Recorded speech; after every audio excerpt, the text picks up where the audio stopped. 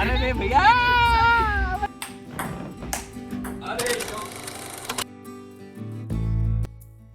আজকে শনিবার।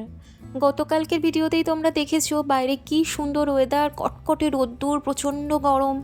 বুধ বৃহস্পতি শুক্র ভালো গরম ছিল। এই শনি রবিবার আবার খুব একটা ভালো ওয়েদার থাকবে না, মানে ওই যে মেলবোর্নের চিরাচরিত ওয়েদার, মেঘলা আর বৃষ্টি বৃষ্টি।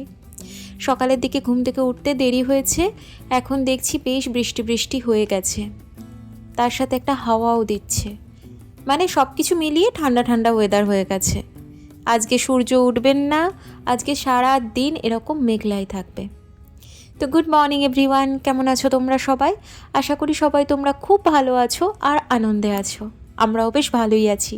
আমি সায়ন্তনী, আমার নতুন একটা ব্লগে তোমাদের সবাইকে স্বাগত জানাই। চলো আজকের দিনে গল্পটা তাহলে শুরু করি।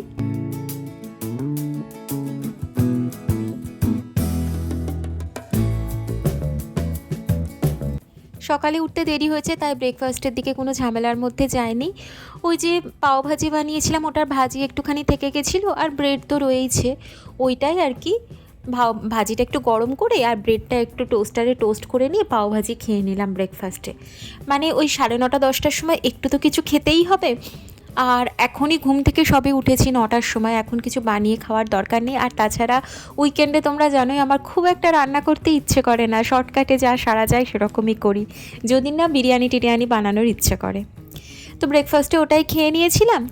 আর একটুখানি যেহেতু বৃষ্টি বৃষ্টি ওয়েদার, মনে হলো একদম শর্টকাটে খিচুড়ি করা বেটার।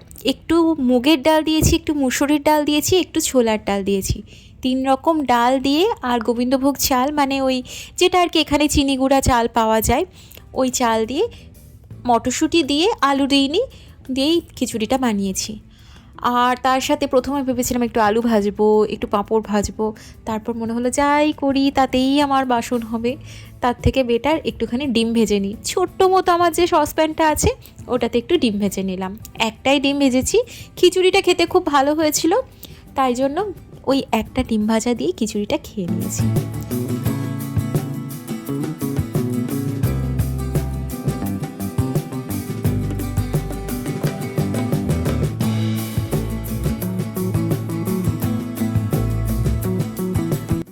আজকে আসলে প্রথমে ভেবেছিলাম ব্লগ করব না, আজকের দিনটা ভিডিও করব না। তারপর মনে হলো শনি রবিবারই সোমনাথ বাড়িতে থাকে, সারাদিন তো এমনিতে উইকডেজে বাইরেই থাকে, তাই জন্য ওকে ব্লগে তোমরা দেখতে পাও না। তার ওপর মোহিত আরমান ওরা এবার ইন্ডিয়া ফিরে যাবে, সেই ফেব্রুয়ারি পর্যন্ত ওদেরকে ব্লগে তোমরা দেখতে পারবে না, আমার ভিডিওতে ওরা আসবে না। আজকে আমরা সবাই মিলে একটুখানি সেন্ট কিল্ডা যাব, তাই ভাবলাম ব্লগটা করি, তোমাদেরও দেখানো হবে, আমার ভিডিওতে ওরা থেকে যাবে। এখন বাজে ওই দুপুর 2টো মতো। আজকে যা ফোরকাস্টে দেখেছি দুপুরবেলার এখন এই সময়টাতে বৃষ্টি নেই, আবার বৃষ্টি রয়েছে সন্ধেবেলা 6টা 6:30 7টা নাগাদ। তো ভাবছি একটুখানি সেন্ট কিল্ডার ওখান থেকে ঘুরে আসি, মানে আজকে যে ঘুরতে যাব এটা অনেক দিন আগে থেকেই ঠিক করেছিলাম আমরা, কিন্তু ফোরকাস্টের মেঘলা ওয়েদারটা তো হঠাৎ করেই এসে গেছে। মানে এই উইকেন্ডটা আমরা সবাই মিলেই কাটাবো ঠিক করেছিলাম, কারণ সামনের উইকে আরমান বেরিয়ে যাচ্ছে, তার পরের উইকে মোহিত বেরিয়ে যাচ্ছে।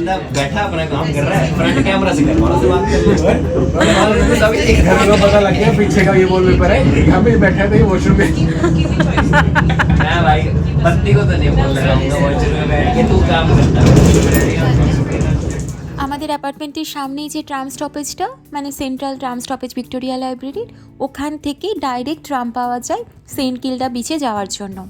আর এখন তো এই 30শে নভেম্বর থেকে শুরু করে ফেব্রুয়ারি মাস, মানে পুরো জানুয়ারি মাসটা, মানে ফেব্রুয়ারির 1 তারিখ পর্যন্ত উইকেন্ডে ট্রাম বলো বাস বলো, মানে সমস্ত পাবলিক ট্রান্সপোর্ট ফ্রি, তাই জন্য আরও উইকেন্ডে আসাটা আরও ইজি হয়ে গেছে, কোনো রকম খরচা লাগছে না, মাইকি কার্ড ব্যবহার করতে হচ্ছে না, আরামসে চলে আসা যায়।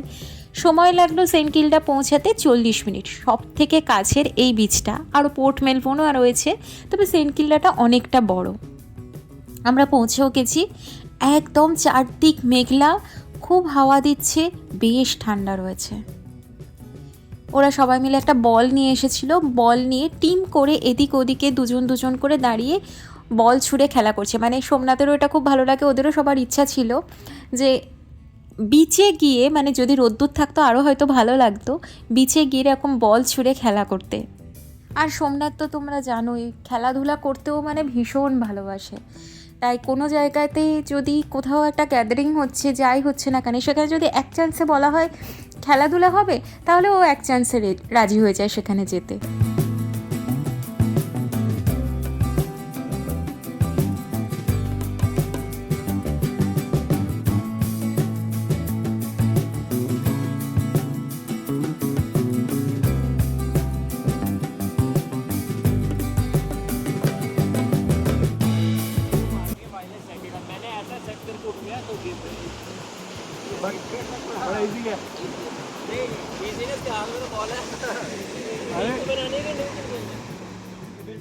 এখন যে খেলাটা হবে, সামনে ওই যে একটা লাঠির মতো জিনিস কাঠি রেখে দিয়েছি, ওইখানে বল ছুঁড়ে মারতে হবে।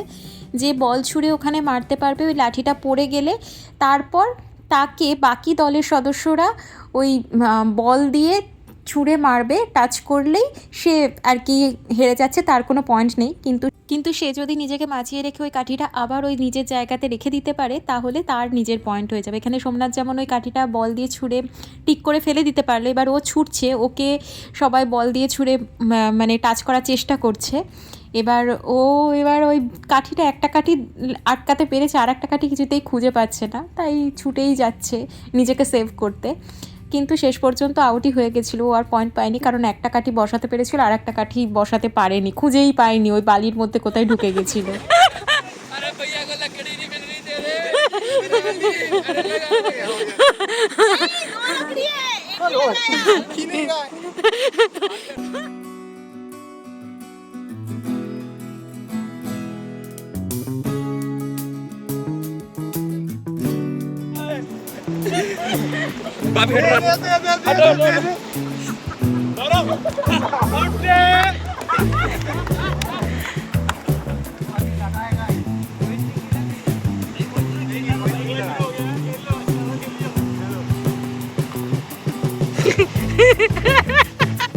ভীষণ মজা হলো, সবাই মিলে ছুটে ছুটে প্রায় আমরা 1.5-2 ঘন্টা ধরে এই খেলাধুলাই করেছি। ওরা বল নিয়ে এমনি প্রথমে ছোড়াছুড়ি, তারপরে এই খেলাটা খেলা হলো। আর এখন সানসেট হয়ে যাচ্ছে, প্রায় এখন বেজে গেছে 7:30-8টা মতো, গুড়ি গুড়ি বৃষ্টি স্টার্ট হয়েছে। আমরা প্রথমে ভেবেছিলাম আরও একটুখানি থাকবো, এখানে না পেঙ্গুইন দেখা যায়, অনেকটা দূরে গিয়ে সেটা দেখতে হয়, কিন্তু বৃষ্টি শুরু হয়ে যাচ্ছে বলে এবার বাড়ি যাওয়া, ভাবলাম যে বাড়ি চলে যাই এবার। রোদ্দুর থাকে যখন, এই সবুজ ঘাসটা পুরো ভর্তি হয়ে যায়, লোকজন বসে থাকে, খাবার দাবার নিয়ে এসে পিকনিক করে। কখনো আসবো, এখন তো গরমকাল পড়ছে, কখনো আসবো এখানে।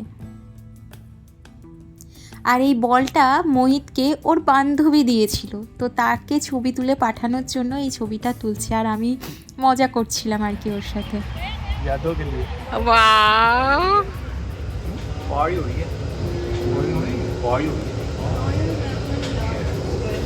कहाँ बॉडी हो रही है?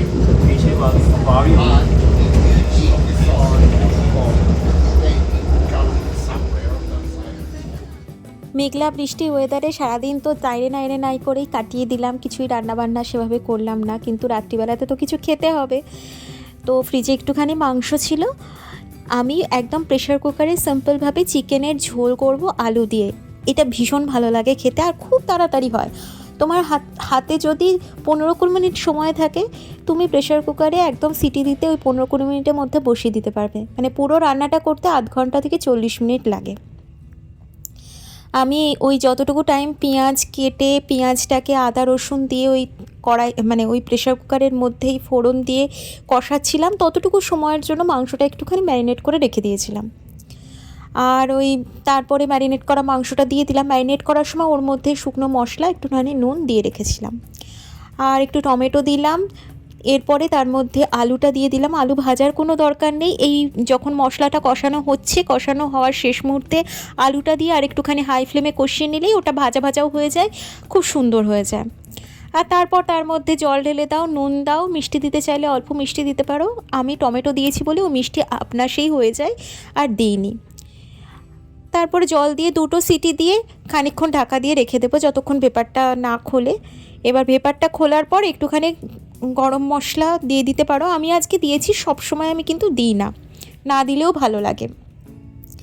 আর এই চিকেনের প্রেশার কুকারের ঝোলটা খেতে সোমনাথ ভীষণ ভালোবাসে আমার হাতে। অ্যাকচুয়ালি এটা আমার মায়ের থেকে শেখা, আমাদেরও খুব ভালো লাগতো। বিয়ের পর থেকে আমি ও বাড়িতে আর কি, মানে আমার শ্বশুরবাড়িতে আর কি, সবাইকে করে খাওয়াতাম, ওদেরও খুব ভালো লাগে। তো আমি যখনই এই প্রেশার কুকারের ঝোলটা রান্না করি আমার শাশুড়ি মার জন্য মনটা একটু খারাপ করে, কারণ উনি কিন্তু আমার হাতের এই প্রেশার কুকারের মাংসের ঝোলটা পার্টিকুলারলি খেতে ভীষণ ভালোবাসতেন। মানে বলতো যে আমাকে মাংস দিবি না, আমাকে একটু আলু ঝোলই দে, আমি চুমুক দিয়ে খাবো। রাত্রিবেলা মানে সকালবেলা মানে দুপুরে আর কি ভাতের সাথে মাংস ঝোল দিয়ে ভাত খেয়ে নেওয়ার পরে রাত্রিবেলা রুটি দিয়ে আলু আর ঝোল দিয়ে ভালো করে খেতেন। যাই হোক, আবার হবে সব কিছু। আমরা এখন রাত্রিবেলা বাজে ওই 10টা মতো, 9টার সময় রান্নাটা শুরু করতে বসিয়েছিলাম, ভাতও করতে বসিয়েছিলাম, 10টার সময় পুরো একদম খাবার খেতে বসে যাচ্ছি। এত তাড়াতাড়ি হয় মাংসটা, আর খেতে খুব ভালো হয়। তোমাদের তো এখন শীতকাল আসছে, যেমনভাবে স্টু রান্না করো ঠিক ওভাবেই এই মাংস ঝোলটা রান্না করি, শুধুমাত্র সবজি দিই না, সিম্পল। কড়াই করে মাংসের ঝোল করলে এই টেস্টটা কিন্তু আসবে না যেটা প্রেশার কুকারে মাংসের ঝোলের টেস্ট আসে। দুটোর মধ্যে ডিফারেন্স থাকেই থাকে। মানে স্টু যেরকম তোমরা খেতে পছন্দ করো, স্টুতে যে একটা ফ্লেভার আসে ওই রকম আর কি। তো এখন খাওয়া দাওয়া করে এখন বাজে ঘড়িতে 10:30 মতো, আমরা সবাই আবার নিচে কমন রুমে মিট করেছি। এখন একটা সিনেমা ডাউনলোড করা হয়েছে, সবাই মিলে আমরা যারা যারা ঘুরতে গেছিলাম আর কি, সবাই মিলে আমরা এখন বসে সিনেমাটা দেখব।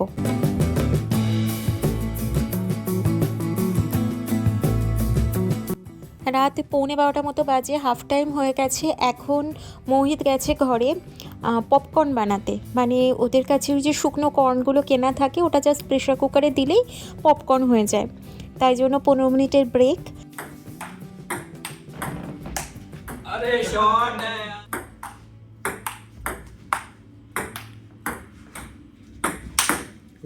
পুরো এই গামলা ভর্তি করে পপকর্ন নিয়ে এসেছিলো, প্রায় শেষ হয়ে গেছে, তখন মনে হলো ভিডিওটা করি। আর পপকর্ন তার সাথে চকলেট। সিনেমাটা শেষ হবে ওই 1টা নাগাদ। তো চলো আজকে ভিডিওটা আমি এখানেই শেষ করছি। বেশ হাসি মজা হই হুল্লোড় খেলাধুলা করে আজকের দিনটা কাটলো, সবটা তোমাদের সাথে শেয়ার করে নিলাম। আজকের ভিডিওটা যদি তোমাদের ভালো লেগে থাকে, ছেড়ে যাওয়ার আগে অবশ্যই চ্যানেলটা সাবস্ক্রাইব করো, লাইক করো আর কমেন্ট করে আমার পাশে থেকো। দেখা হচ্ছে নতুন একটা ভিডিওর সাথে, নতুন একটা দিনের সাথে। ততদিন পর্যন্ত সবাই ভালো থেকো, সুস্থ থেকো। আজ আসি, টাটা।